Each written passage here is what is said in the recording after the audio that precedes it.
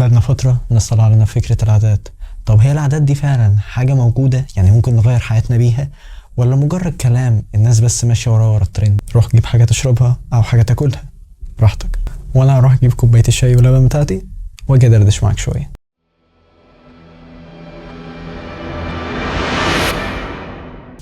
جيت لك يا عم بنجر شاي بلبن اهو، مش حارم نفسي من حاجة.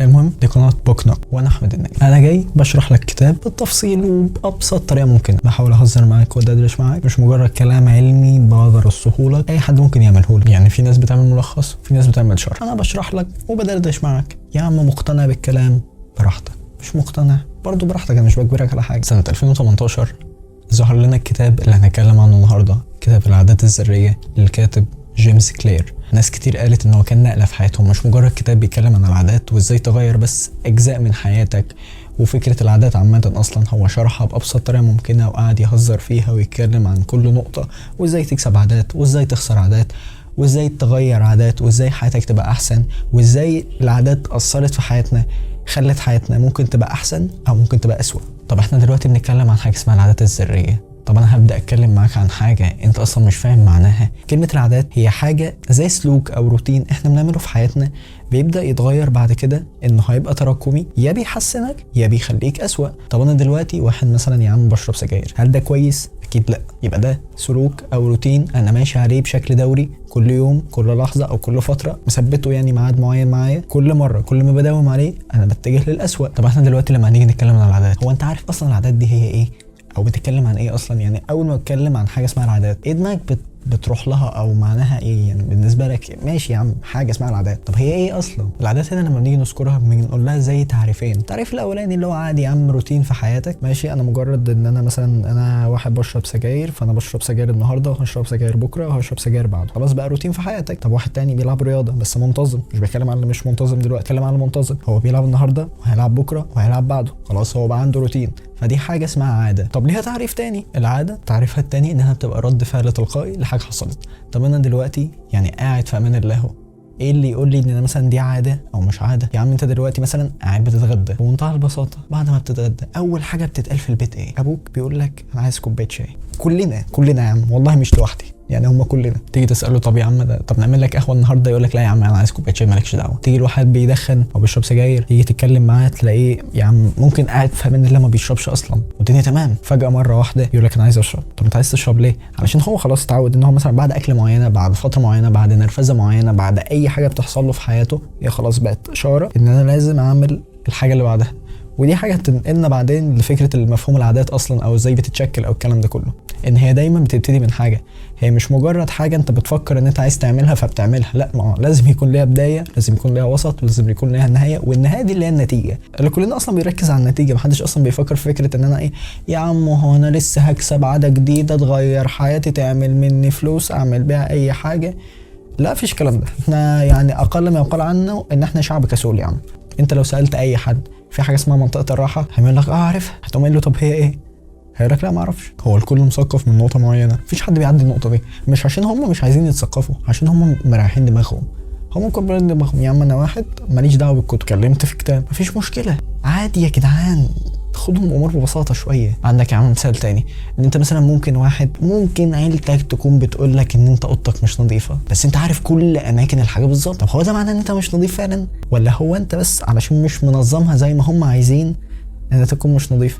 مش مهم انا بتكلم في كده، انا بتكلم في فكره ان انت دلوقتي هم لما هيدخلوا هيتبص للاوضه، طب ماشي انا بصيت للاوضه لقيت الاوضه مش نظيفه، نظمتها، انت كنت في مشوار ورجعت، تيجي تدور على الكتب اللي انت حاططها هنا ما تلاقيهاش، تيجي تدور على التيشيرت بتاعك ما تلاقيهوش، تيجي تدور على البنطلون يا عم طب انت خارج ما تلاقيهوش، تقوم متعصب ومتنرفز، وانتوا مين اللي غير مكان الحاجه؟ انا اللي عامل دي وانا عارف اماكنهم، انا اللي حاططهم، دي اوضتي ما حدش يجي جنبي. طب معنى كده ايه؟ معنى كده ان في حاجه اتغيرت. انا دلوقتي لما كنت متعود ان احط التيشيرت ده هنا فلاقيه وبعدين ما لقيتوش، معنى كده ان في حاجه اخلت باللي انا متعود عليه. ودي فكره العاده. واحد تاني اول ما يصحى من الصبح متعود ان هو يقوم ماسك الموبايل يقعد يقلب، تمام، يقعد يسكرول مثلا 10 دقايق، نص ساعه، ساعه، ساعتين، في ناس بتقعد بالاربع والخمس ساعات ومحدش بيسال عنهم اصلا، بعدين يفتكر انه ليه حياه.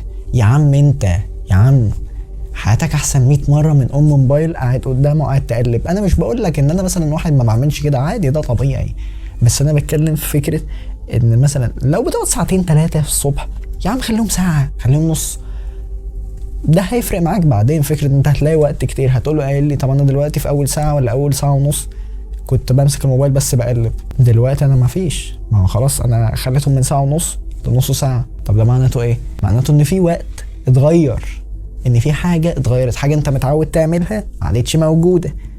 طب ده معناته ايه؟ ان انت لازم تغير الكلام ده.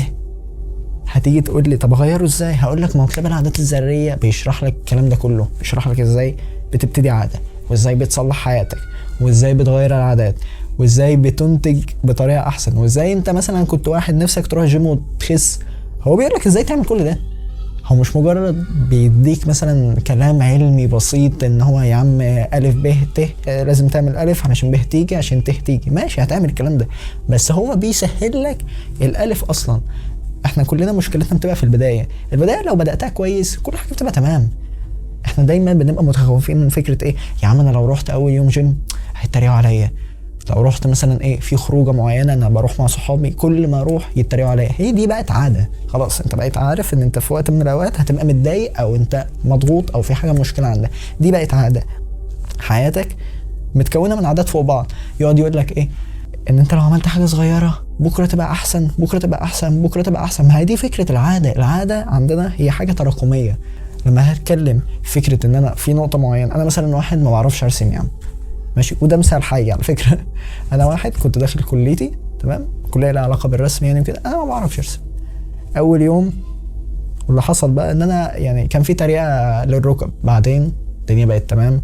مش بقول لك انا تمام بقيت رسام، بس بقول ان انا بدات اتحسن شويه اتحسن شويه لغايه ما وصلت لمرحله ان انا كنت خلصت الترم الاولاني، ماده انا اصلا كنت ممكن ادخل الكليه خايف ان اسقط فيها، بقيت جايب فيها درجه هي مش عاليه قوي بس كويسه، وانا متضايق ان انا ما خدتش اعلى من كده. فدي فكره ان انت خلاص انا دلوقتي بقى عندي حاجه انا ثابت عليها، بكررها، بحسن فيها، ببص فيها كتير، خلاص انا بقيت احسن في النقطه دي. وده اللي كتاب العادات الذريه بيتكلم فيه، وهيديك امثله. وجيمس كلير يعني ما شاء الله يعني قال كميه امثله حاجه يعني تخنق من كتر ما هو بيتكلم في حاجات بمنتهى الدقه، لان هو فاهم الكلام ده، هو مش مجرد واحد فهلاوي بيقول لك اي كلمتين ويعدي. فكره تانية برضه من فكره العادات، انت متعود تحط الموبايل تحت مثلا المخده اللي انت بتنام عليها، صاحي كده من النوم تشيل النضاره وبتشوف، تحط ايدك تحت المخده ما لقيتش الموبايل، تقوم لابس النضاره كده وبدات تفوق، فين الحاجه؟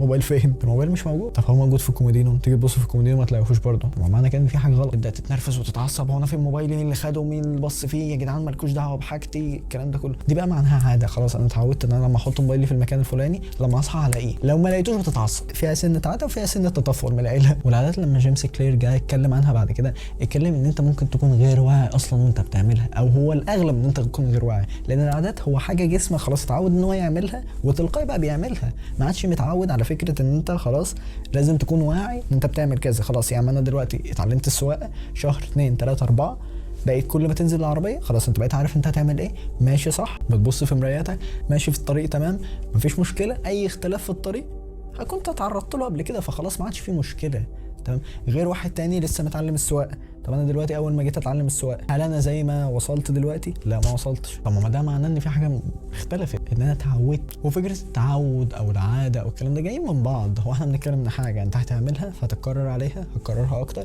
فهي يا تحسنك يا تخليك اسوأ. انت بقى عايز تبقى اسوأ ولا احسن؟ هي دي بتفرق. وجيمس كلير ذكر لنا جزء من حياته له علاقه بالعادات يعني في الجزء الاول بتاع الكتاب. يعني الكتاب ده هيكون متقسم على كذا فيديو. الفيديو الاولاني هي بس مقدمه، المقدمه دي كان فيها قصه لجيمس كلير، لو عايزينها ممكن تبقوا تقولوا لي وانا بنزلها بعدين، لان انا حسيتها مش مهمه قوي، ودش وبيسبول والضرب ومشاكل كده ملهاش دعوه قوي، يعني هي مجرد بس تفاتيق كده بس مش حوار. دلوقتي لما هنيجي نتكلم او نبص للموضوع بشكل عقلاني خالص، هو ليه دايما لما في تغييرات بسيطه بتحصل لنا حياتنا يا بتبقى احسن يا بتبقى اسوأ؟ هو خلاص انت يا فوق يا تحت، حاجه من اتنين، يا هتبقى احسن يا هتبقى اسوأ. ودي حاله اتكلم عنها جيمس كلير وشرحها لنا في رياضه ركوب الدراجات، خصوصا منتخب انجلترا، لان منتخب انجلترا كان قعد حوالي اكتر من 100 سنه ما بيكسبش ميداليات خالص، حاجه يعني ميح. منتخب كامل بتاع عجل ما فيش من وامل. كان في شركات بتاعت عجل في اوروبا حتى الفتره دي بيقولوا ان هم اصلا منعوا لعيبه انجلترا ان هم يلعبوا بالعجل بتاعهم لمجرد ان انتوا ما تسوقوش سمعه العجل بتاعي. انتوا خلاص فرقه ضعيفه، ما تلعبوش بعجلي. لا يا عم انتوا هتبوظوا لي الدنيا يا عم، انا واحد طلع عيني علشان اعمل عجل كويس فجاه الاقي فرقه زباله. لا يا عم مفيش الكلام ده. مش لاعب. ولما اتكلم عن فرقه انجلترا للعجل اتكلم ان هي فرقه فاشله بكل ما تعنيه الكلمه من معنى، حاجه يعني كده مفيش فيهم امل بجد فعلا. يعني انا ما كنتش ببالغ. قال لك ان هم من سنه 1908 لغايه 2003 حاجه يعني 95 سنه ما كسبوش غير ميداليه ذهبيه واحده. ييجوا يشوفوا مصر احنا 165 واحد طلعنا من 3-4 ميداليات باين. مش مهم. وفي حاجه في سباقات العجل، يعني لو حد مهتم بالعجل، يعني حاجه اسمها سباق طواف فرنسا. السباق ده تقريبا من اشهر ان لم يكن اشهر واحد اصلا في العجل. لك ان تتخيل ان هم قعدوا 110 سنه ما يكسبوه. فرقه قعدت اكتر من 100 سنه في بطوله هي الافضل ما عملوش فيها حاجه، وفي الاولمبياد ميداليه واحده في 95 سنه. ما فيش فيهم امل يعني، او على الاقل يا عم ممكن كانوا مركزين في الكوره والكلام ده، لا ما كانوش مركزين في الحته دي خالص. المهم بعد الانتكاسه دي كلها سنه 2003 حصل نقله ليهم، لان هم عينوا واحد اسمه ديف بيرلسفورد يعني تقريبا اقول لك ايه، خد الفرقه من هنا لغايه هنا، عمل منهم تاريخ من ولا شيء. بس هو عملها ازاي؟ خد خطوات صغيره. طب ايه خطواته او هو عمل ايه بالظبط علشان تفهم هي قد ايه الموضوع ممكن يكون تافه بالنسبه لك، بس هو فعلا وقت الجد بيبقى في حاجه مختلفه. ديف بقى ما اقولكش هو تقريبا صلح كل حاجه، بس هو صلحها ازاي؟ هو من اول يوم راح لهم جابها لهم على بياضه، قال لهم انا لا بتاع كسب ولا بتاع تسويف، اللي هيتكاسل وهيسوف ملوش مكان عندي. فالكل قال امين يا عم امين وهنبقى وراك. طب عمل ايه بعدها؟ ديف كان مؤمن بفكره او عمليه اسمها تراكم المكاسب الهامشيه. يعني ايه؟ انتوا دلوقتي لعيبه كوره، لعيبه عجل، لعيبه اي رياضه، لعيبه في شغلك في اي حاجه، انا دلوقتي هاجي افرض الشغل ده كله ل 100%. يا عم انا مش عايز حاجه، انت دلوقتي هدومك مثلا هي بنسبه 100% وحشه، لا انا مثلا شويه كده ازودها 1% كويسه، يبقى مثلا بدل ما هي بوليستر بس ادخل فيها قطن تبقى مريحه شويه عن الكلام ده كله. مثلا لعيبه الكوره جزم الكوره كانت وحشه ابدا احسنها لهم شويه، الملاعب كانت وحشه ابدا احسنها لهم. فبقى قصده ايه؟ ان انا في كل حاجه عندك في حياتك او كل حاجه في الرياضه بمعنى اصح هزودها لك بس احسنها بمقدار 1%، مش عايز اكتر من كده. انا مش مستفيد باكتر من كده، هستفيد بس انا يا فرحتي لما اطلع 10% ومره واحده ما عادش اعمل حاجه تاني. يعني اللي هو طب وايه لازمتها؟ هو كان مؤمن بالفكره دي قوي لدرجه ان هو خلاص بقى حسن من كل 1% من كل حاجه. طب خلاص انا دلوقتي لما حسنت 1% لما هاجي اجمعهم هلاقي مثلا اتحسنت بنسبه 10% 15%. ماشي، ده تحسن في وقته قليل احسن 100 مره من اني اقول لك انا هطلع بالفرقه دي السما وانا اصلا حمار، يعني ما فيش حاجه، فيش خلفيه او ظهر ليا اصلا، قاعد بهجس وخلاص. عمل شويه تعديلات. خد اول واحد، غيروا تصميم قعده الكرسي، تمام، خلوا الاطارات بتاعه العجل مدهونه بالكحول عشان تفضل ثابته في الارض اكتر. نقطه 3، هم مش بس عملوا النقطتين اللي فاتوا، هو كمان خلى اللعيبه تلبس شورتات كان فيها دفايات علشان العضله. طول ما انت ماشي بالعجله او بتجري بيها في السباق عضلاتك حرارتها بتبقى متذبذبه، يعني مش ثابته على درجه معينه. هو عايز طول ما انت في التمرين او طول ما انت في البطوله الشورت بتاعك درجه حرارته في احسن حاله للعضله علشان تقدر تخليك تطلع احسن مردود. فدول كانوا 3 نقط. رابع نقطه ان هو كمان خلاهم يغيروا في التيشيرتات، مش مجرد التيشيرتات اللي هم كانوا بيلبسوها بس، لا حسن فيها كمان، خلاها اطرى، خلاها احسن لهم، خلاها ما تلزقش، خلى حاجات كتير يعني في التيشيرت بقت احسن. وبدا يحسن في حاجات تانية ممكن الناس ما تفكرش انها ممكن تكون مهمه قوي. يعني هو قاعد يجرب كريمات التدليك بتاعه الرجلين والعضلات والكلام ده كله، فضل فتره كبيره بيجرب لغايه ما ثبت على نوع معين هو بقى احسن من كل حاجه، بقى ده اللي بيشفي عضلات اللعيبه اسرع فقال له. هو كمان ما وقفش عند كده، ده كمان جاب لهم دكتور مخصوص عشان يعلمهم ازاي يغسلوا ايدهم وازاي يهتموا باسنانهم وازاي يهتموا بحياتهم اللي هو حاجه يعني اخر دلع. رب وعدنا. كان عندهم كمان عربيه، عارف انت العربيات اللي هي ربع نقل والكلام ده كله، بس هم كان عندهم عربيه متقفله طبعا، حاجه انضف من كده كتير، بيحطوا فيها العجل عشان ينقلوها. هو بقى ايه علشان ايه؟ ما هو طبعا ديف لازم يتفزلك ويعمل لنا اي حاجه جديده ومخترعه علشان يعمل ان هو مفيش منه اتنين. قام واخد الدهان الابيض وقام جايب العربيه من اولها لاخرها من جوه كلها ابيض. بقيت تحط العجله لو في رمله بس كده هتجيبها علشان الاطارات تفضل كويسه وما يحصلش فيه مشاكل. وفضل على الحاله دي كل فتره يجدد حاجه ويهتم بحاجه اكتر ويبقى احسن والدنيا تبقى تمام لغايه ما جت النتيجه اسرع من ان اي حد يتخيلها. هو مسك 2003 2008 بعد 5 سنين بس التغيير حصل. 2008 في اولمبياد بكين انجلترا كسبت 60% من الميداليات الذهب الموجوده في البطوله لها علاقه بالدرجات. فرقه ما كانتش بتاخد غير ميداليه كل 95 سنه جابت 60% من الميداليات، بس انا مش عارف العدد بالظبط. وبعد 4 سنين من اولمبياد بكين جت اولمبياد لندن واللي عملوا فيها 9 ارقام اولمبيه جديده و7 ارقام قياسيه عالميه. فحدث ما كانش طبيعي انه يحصل اصلا من فرقه كانت من كام سنه بس، فرقه كسر يا عم، انا مش بقول لك ان هي متوسطه، لا دي كانت ميته. فاكر توقف فرنسا اللي هم تقريبا ما كسبوش ولا مره خلال 110 سنه، ده كسبوه 5 مرات في 6 سنين. انت متخيل ديف عمل فيهم ايه؟ خلاهم من فرقه كسر لفرقه يعني ايه محدش يقدر يشوفهم اصلا. وفي 10 سنين بس، في 10 سنين بس من 2007 ل 2017 كسبوا 178 مسابقه عالميه. منتخب انجلترا اللي ما كانش معاه ولا بطوله بقى معاه 178 مسابقه عالميه في 10 سنين بس. كسبوا 66 ميداليه اذا كانت اولمبيه او بارالمبيه. البارالمبيه دول اللي هم ذو القدرات الخاصه، اللي هو زي حمادته اللي عندنا في مصر بطل البينج بونج.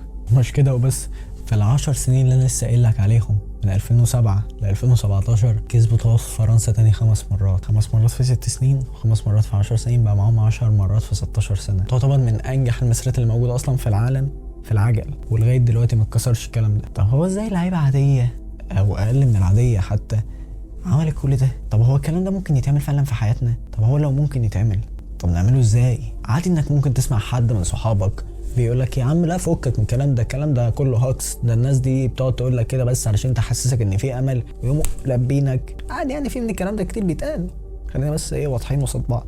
بص يا عم انا اعذرهم، لان الناس دي مفكره من ساعه ما اتولدوا ان اي شخص ناجح هو بدأ مرة واحدة اتنطر، هو كان تحت الصفر واتنطر. يا عم مفيش حد بيتنطر مرة واحدة، اللي بيتنطر مرة واحدة ده بيكون يا شخص استثنائي وده مش موجود فيه كتير اصلا في العالم، قليلين قوي يا عم، يا اما هو اصلا شخص تعب على نفسه سنين بس انت ما تعرفش عنه حاجه. يا عم هو انت لازم تكون عارف كل حاجه عن كل واحد بقى ناجح، بس انت اول ما هتشوفه ناجح هتقوم قايل له ايوه يا عم ده ما كانش بيعمل حاجه بس خلينا ايه بس ساكتين، هي ايه ربنا بس كرمه. ماشي يا عم هو ربنا كرمه، دي حاجه مفرغين منها عشان ما نقدرش نتدخل فيها، بس هو ربنا برضو بيدي لكل مجتهد النصيب. ما انت مش اي حد هيكون قاعد بيتدلع لي ما بيعملش حاجه فجاه مره واحده هيبقى عالم، فجاه مره واحده هيبقى مثلا بطل قومي، هيبقى مثلا عالمي مثلا يا عم في كوره في رياضه في اي حاجه. انت عايز تفهمني ان اينشتاين ده مثلا اتولد كده عبقري؟ هقول لك ماشي عبقري، بس هو معلش هو كان في حاله معينه وبقى احسن عشان هو بيراكم خبراته. مجرد انت مفكر ان انا واحد مطالب ان انا ابقى عالمي من اول نقطة، ده غلط. احنا بني ادمين بنتعلم بنغلط بنتحسن وبنكبر، ما بنفكرش في فكرة ان انت ايه لازم اكون عالمي مفيش مني اتنين، لازم ابقى كذا وابقى كذا وابقى كذا، عندي 18 سنة ومعايا مليار جنيه وبروح هنا واروح هنا واسافر هنا ومعايا فلوس كذا واتصور بالعربية الفلانية وابويا بيعمل كذا وانا بعمل كذا وانا معايا شركة الفلانية وانا مقطع السمكة يا عم مفيش الكلام ده. ممكن في حالات بس مش كله، ولو حصلت تبقى حاجه من اتنين، يا هو تعب على نفسه فعلا يا اما عم هو ربنا بيختبره. هو انت ليه كل اللي مفكر ان خلاص هو طالما طلع مره واحده يبقى هو ايه؟ لا يا عم ده واسطه، ده اصلا ده حمار، ده ما فيش منه اتنين، ده ملوش لازمه، ده بتاع. يا عم لا في ناس كويسه عادي، والمشكله ان اغلبنا مقتنع بالكلام ده، مفيش حد بيفكر طب احنا ما بنعملش حاجه دي ليه؟ كله قاعد في منطقه الراحه مكسل مش عايز يعمل حاجة، يقول لك يا عم طب ده بقى احسن مني ماشي، ده بقى احسن مني ماشي، طب ليه الفرهدة؟ مش هم احسن مني ماشي يا عم ربنا يبارك لهم، كده كده بالحظ. لا ما هوش بالحظ، مش كله بالحظ، معلش ما تفهمنيش واحد بيطلع نار من بقه كله بالحظ، يعني 100 واحد بقوا كويسين كلهم بالحظ؟ لو في الحظ مثلا في المليون واحد 2، لكن مش كل ما واحد يقبلي شوية تقول لي لا في حاجة مش مظبوطة. ما هو لو فضلت تقول كده ما انت مش هتتحرك من مكانك. تيجي تقول لواحد طب انت عايز تخس، يقول لك يا عم محتاج مجهود. تقول لواحد طب انت عايز تتخن، يقول لك يا عم دي محتاجه مصاريف واكل وموال. تيجي تقول لواحد طب انت عايز تفتح شركه، يقول لك شركه على قد كده بس انا عايزها ايه تبقى بمليار جنيه. طب هتبقى بمليار جنيه ليه؟ انت بتقدم خدمه تعمل حاجه؟ لا. طب على اي اساس؟ ما يا جدعان عاداتنا بتتصرف في حياتنا، احنا مش مجرد ناس بتسمع حاجه فبتطبقها. انا بسمع الحاجه باخد الاحسن منها اطبقها على حياتي واتعلم. لكن الناس بتفكر او الاغلبيه عندنا بتفكر في ايه؟ ده بقى عنده عضلات يبقى ايه؟ بياخد كرياتين. طب ماشي انا عيني ولا راسي، ممكن بياخد بس بياخد بعد قد ايه؟ واحد يا عم اتمرن سنه سنتين 3 عايز يزود عن كده، هو الاكل اللي هو بياكله ما عادش قادر يدخله بالظبط في سعراته فبقى بياخد المكملات. وحكم المكملات ماهيش حرام، مكملات كويسه عادي، ماشي الهرمونات عشان الناس بتغلط ما بينهم. خليك بس فاهم حاجه، ان ربنا ذكر في كتابه العزيز ان الله لا يغير ما بقوم حتى يغيروا ما بانفسهم. يعني ربنا مش هيغيرك غير لو انت عايز تتغير، وعايز تتغير بجد، مش مجرد كلام بتقوله قدام صحابك بس عشان تقول واو ده عايز يتغير، ده عايز يبقى مختلف، ده حاكم الحوار ده يختي بشوف منه كتير. وخليك بس فاهم نقطة، احنا عايزين النتيجة بس مش النتيجة هي اللي هتغيرك، انت لازم تتغير الاول فتوصل للنتيجة. النتيجة ماشي هي حلوة وعجبانا كلنا بس مش كلنا بيوصل. وجيمس كلير عشان يوصل لنا فكرة ان المنحنى التراكمي ده بيعمل فرق ما بين واحد بيتراكم للأحسن وبيتراكم للأسوأ، هتلاقي في صفحة 25 في الكتاب بتاع كتاب العادات الذرية موجود فيه المنحنى. وانا بقول لك صفحة 25 عشان عايزك تقرا الكتاب، انا مش عايز اقول لك كتاب انا دلوقتي بشرحه لك فما تفتحوش. ماشي انا ببسط لك الدنيا تمام، عايز تسألني عليها ممكن ابقى اجيب لك المنحنى، بس انا عايزك تقرا جرب. انت مش متخيل الموضوع ممتع ازاي، حاجة خيال، تبقى قاعد كده ماسك كتاب قاعد مزاج روقان. اختصار المنحنى في كلمتين، ان اللي بتعمله النهارده هو مؤثر على اللي هيحصل بعدين. ما تجيش تقول لي انا ما عادش معايا فلوس وانت اصلا طول عمرك قاعد بتضيع فلوسك، او ان انت بقيت انا بقيت غبي ما عدتش فاهم الكلام ده وانت اصلا ما بتذاكرش. تقول لي طب مثلا ايه انا بقيت تخين، طب ما انت بتاكل. مش بقول ان انت تقطع اكل، بس انا بتكلم في فكره ان انت بتاكل ببذخ. ده فكره المنحنى، انت اتحسنت، كنت انت دلوقتي بتلعب رياضه انتظمت عليها هتبقى احسن، كنت بتاكل انتظمت عليها هتبقى اسوء. دي الفكره. وما تستناش ان انت تنجح من فراغ. كل واحد مهووس بفكره النجاح، انا عايز ابقى ناجح. طب ناجح في ايه؟ معرفش. انا عايز ابقى اسمي ناجح، عايز الناس تعرفني. طب يا عم انت بتقدم ايه، بتعمل ايه في حياتك؟ ما عملتش حاجه بس انا عايز ابقى مشهور. كلنا عايزين كده ماشي على عيني وعلى راسي، مفيش حد عايز يتبهدل يا عم، بس مفيش حد هيتحرك لو هو فضل قاعد كده. وتعلم حاجات كتير، كل حاجه تتعلمها بعد كده هتبقى احسن بالنسبه لك. ما تقعدش تقول لي انا بتعلم في الفاضي، مفيش حاجه اسمها بتعلم في الفاضي، مفيش حاجه اسمها فعلا بتعلم في الفاضي. كل مدى هتتعلم حاجه كل ما مدى هتنفعك بعدين، هترسخ لك معلومات اكتر، هتعرف ناس اكتر، هتتعلم حاجات اكتر، هتبقى احسن في حاجات كتير، هتبدا عندك ثقه في نفسك في حاجات كتير. انت ممكن ما تكونش عايش حياه ورديه بس بقيت احسن في حاجات كتير اللي انت كنت اسوأ فيها زمان يا عم. وممكن انا عندي مثال في النقطه دي بالذات، فكره ان انت تتعلم حاجات كتير. ان انا في شخص في حياتي هو هيعرف نفسه اصلا لما يشوف الجزئيه دي. الذكاء الاصطناعي تمام، كتابه تمام، فوتوشوب تمام، تخيط تمام، تفصيل تمام، كورسات تمام، قرايه تمام، تسويق تمام، دايس في اي حاجه. ده مش معناه ان هو بيضيع عمره، معناه ان هو بيتعلم حاجات كتير. يا عم انا كل ما هتعلم حاجه، معلش خليك بس فاهم حاجه، الجمله اللي من ورايا دي مش من فراغ، لو مش واضحه عندك فهي ساظل جاهلا ما دمت ادعي المعرفه. طول ما انا عايش لازم اتعلم، كل ما اتحسن هبقى احسن، ما افضلش قاعد في منطقه الراحه مستني ان انا ابقى احسن من فراغ. في حالات بتجيلك بس انت ما بتبقاش شايف الفرصه لان انت مش مؤهل ليها. جيمس كلير اتكلم بعد كده عن نقطه معينه، هو مش نقطه اكتر منه مثال، يعني بيتكلم في فكره ان انت دلوقتي جبت تلجة، وده مثال عادي في اي بيت عندنا. لو جبت التلجة دي سبتها بره حرارتها تبدا تزيد، كانت مثلا سالب 5 مثلا ولا حاجه. معلش يعني عذرا عن فكره المعلومات قوي، بس هو كان بيدي مثال ايه. دلوقتي درجه حرارته بقت 4 سالب 4 يعني، وبعدين سالب 3، بعدين سالب 2، بعدين سالب 1، وبعدين بقى 0 تحول لميه. هتقول لي ان هو بسبب اخر درجة دي بقى مية؟ لا، هو كان سالب 5 يعني وبقى 0. فالتلجة ساحت بعد فترة. انتوا عاملين زي ايه، او احنا اغلبنا عاملين زي ايه؟ بنطلع التلجة ماشي نحطها على الترابيزة وبعدين بمنتهى السذاجة 4 بقت كانت سالب 5 بقت سالب 4، ما ساحتش يا عم، دخلها الفريزر تاني مفيش فيها امل. هو انت جربت؟ لا بس معلش انا جربت مرتين 3 ما ينفعتش. هو ايه اللي جربت مرتين 3 ما ينفعتش؟ اسمع مني انا عارف نفسي، جربت مرتين 3 ما ينفعتش. ده في ناس جربت 1000 مرة يا ابني. هو ايه اللي مرتين ولا 3 وبايظ؟ لو انت قاعد لا شوف مرتين وما ينفعتش. انا بهدلت نفسي اكتر من كده كتير. انا واحد اصلا ماليش في الكلام ده، جربتها مرتين 3 يا عم ما نفعتش، كتر خيري. كلنا بنبقى عاملين كده ماشي يا عم، انا مش بقول لك ان انا تنين مجنح، كلنا بنبقى عاملين كده فعلا. وهتكلم برضه في فكره حاجه تانية، السرطان ربنا يشفي مرضاه يعني. السرطان بيقعد 80% من حياته ما حدش عارف انه موجود اصلا. بعد 80% في كام شهر بس يقوم ماسك الواحد مبهدله، واللي هو ما تبقاش عارف له راس من رجل من كتر ما هو متبهدل، وخلاص اللي هو بيلفظ انفاسه الاخيره، خلاص الراجل اللي جاب جاز. ده مش معناه ان السرطان من يوم وليله بهدله، لا يا عم، هو بقاله فتره كبيره قاعد طول الفترة دي قاعد بياكل فيك، بيتحرك فيك، الكلام ده كله. مفيش حاجة وليدة الصدفة. وليدة الصدفة دي كل اللي احنا بنقوله بس هو مجرد حاجة بنريح بيها خاطرنا، لكن مفيش حاجة وليدة الصدفة، كل حاجة ليها سبب. وجيمس كلير اتكلم عن الجزئية دي بالذات في فكرة ان انت بتكسل بسرعة.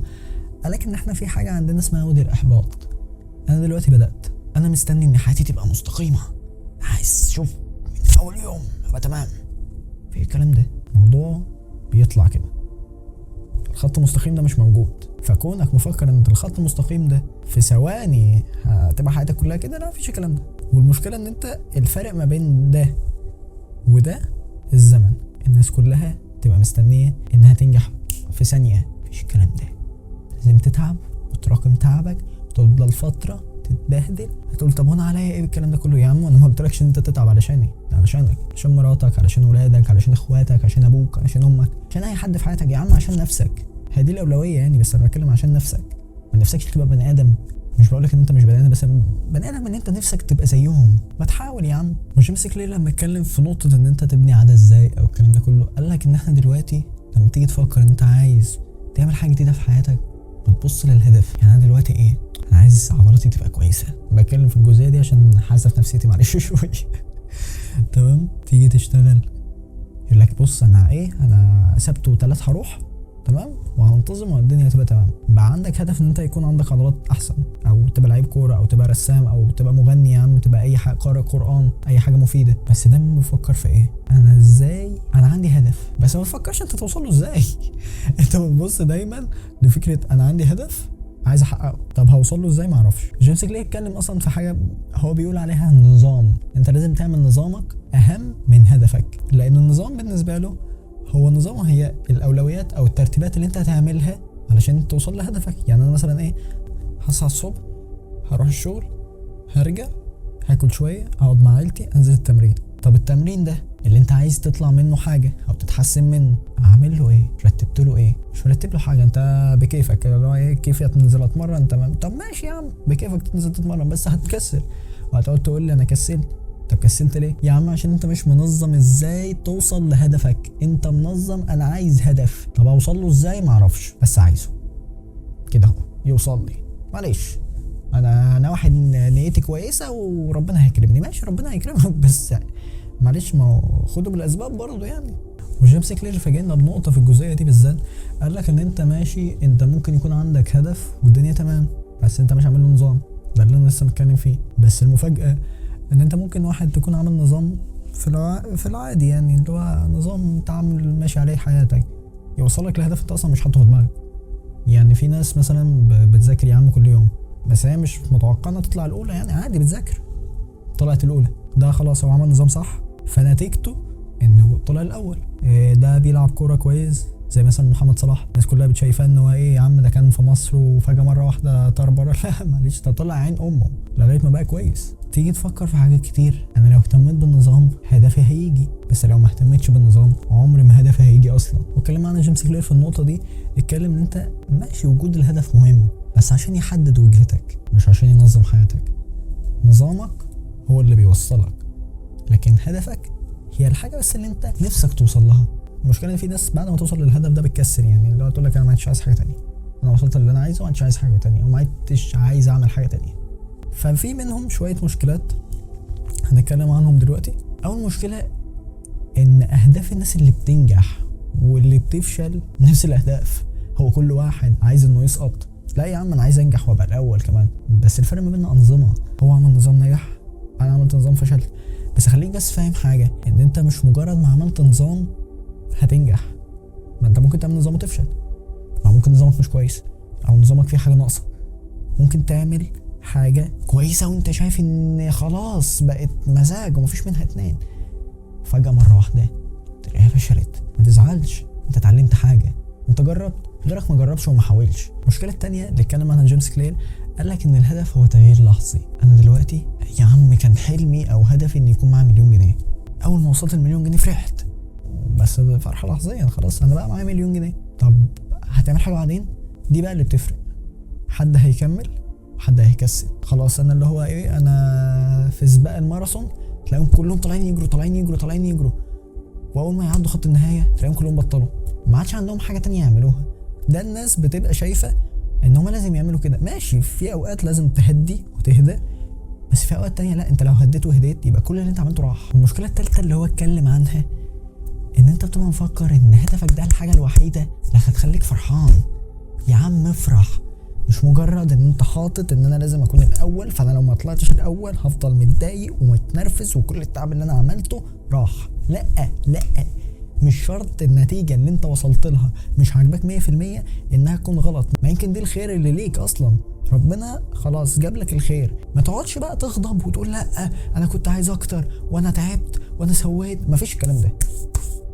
انت بتشتغل او بتتعب علشان توصل لحاجه ربنا كاتبها لك هي الخير ليك. والنقطه الرابعه اللي انا كنت بتكلم فيها بتاعت ان انت هدفك لو وصلت له بتكسل وما عادش تعمل حاجه. في النقطه دي اتكلم جيمس كلير وقال لك ان انت دلوقتي نجاحك من عدمه مرتبط بنظامك. نظامك لو بايظ مش هتوصل، لازم تعيد هيكله نظامك تاني. جيمس كلير اتكلم وقال جمله انا فعلا بحبها وعجبتني، هي مش مجرد جمله عاديه كده. قال لك انت لا ترتقي الى مستوى اهدافك وانما تهبط الى مستوى انظمتك.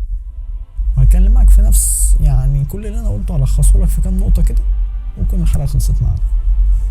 اول نقطه، العادات هي حاجه تراكميه، لو اتعلمت حاجه بنسبه 1% بعدين هتبقى احسن. تاني نقطه، العادات هي سلاح ذو حدين، في ناس هتستعملها انها تبقى احسن، تتعلم حاجات كتير فتبقى احسن او تغير في حياتها تبقى احسن، وفي ناس هتتعلمها للأسوأ انها تعمل عادات زي الزفت يعني. تالت نقطه، ان التغيير مش هيحصل من يوم وليله، فلازم تلتزم وتصبر وربنا ان شاء الله هيكرمك. رابع نقطه، ان العاده الذريه اللي انت هتعملها في حياتك دي ما تستصغرهاش، اعتبرها وحده بناء لحاجه اكبر انت نفسك توصل لها. 5، انسى هدفك وركز على نظامك. الهدف مهم بس النظام اهم. و6، الجمله اللي انا كنت لسه قايلها لك، انت لا ترتقي الى مستوى اهدافك وانما تهبط الى مستوى انظمتك. وكده نكون خلصنا اول حلقه، ان شاء الله تكون عجبتكم. لو عجبتكم شاركوه لايك وشير بقى والحاجات دي. وكان معاكم احمد النجدي، ودي اول حلقه في قناه بوك نوك، بشرح لك كتب وبدردش معاك. السلام عليكم.